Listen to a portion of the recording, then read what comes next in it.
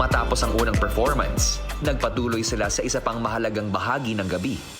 Housemates, sa bawat bagong taon, may isang salitang nagiging gabay.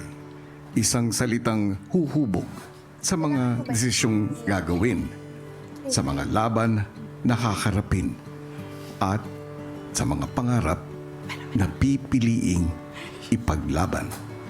Ngayong gabi, isa-isa ninyong ibabahagi ang inyong piniling salita na nais ninyong panindigan sa taong 2026. At para simulan ito, narito si Joaquin. Hi guys. Good evening.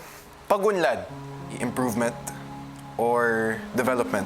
Naniniwala talaga ako na kahit saan ka sa buhay, kahit anumang situation na pinagdadaanan nyo sa buhay, kahit negatibo o positibo, pwede pa rin kayong umunlad.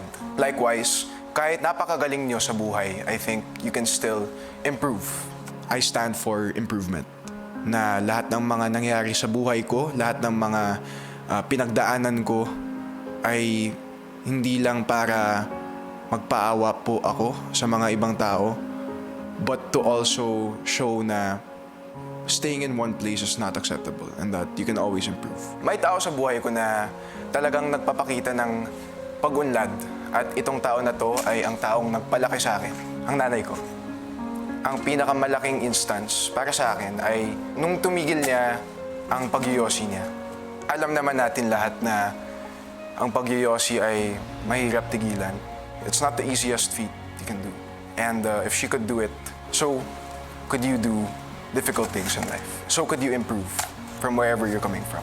Buong buhay niya po, smoker po siya. I told my mom to quit but I didn't force her.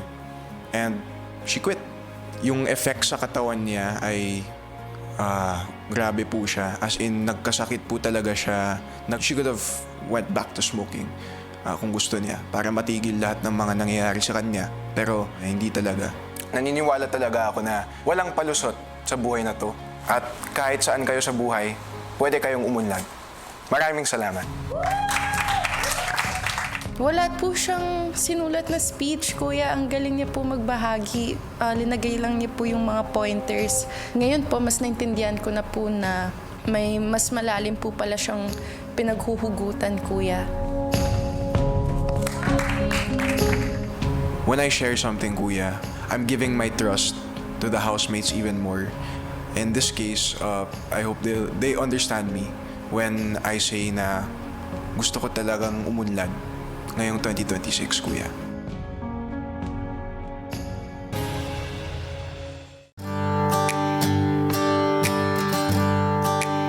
Sunod na nagbahagi ang partner ni Joaquin na si Lela. Kinakabahan po ako, kuya, kasi nahihiya po ako. At hindi po talaga ako sanay na humarap po sa maraming tao at magsabi po ng speech sa harapan po ng maraming tao. Paggalang.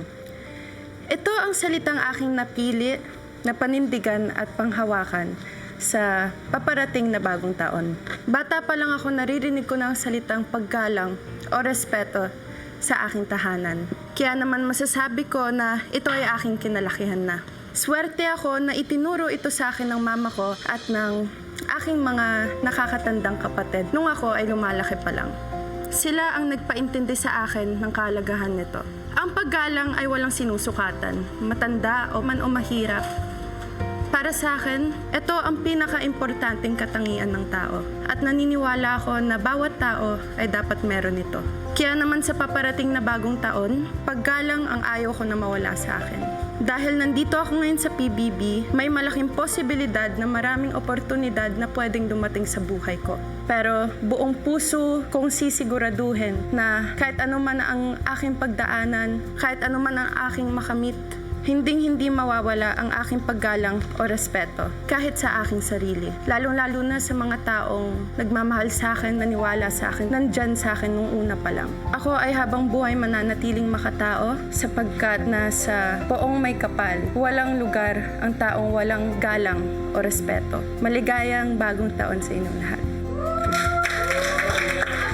very classy, kuya. Tungkol sa paggalang, kuya. Bagay po sa kanya kasi kilala ko po si Lela at sobrang magalang siyang tao, kuya. After po nun, ang gaan po sa feeling na nasabi ko po yung lahat at naipagmalaki ko pa po yung pamilya ko.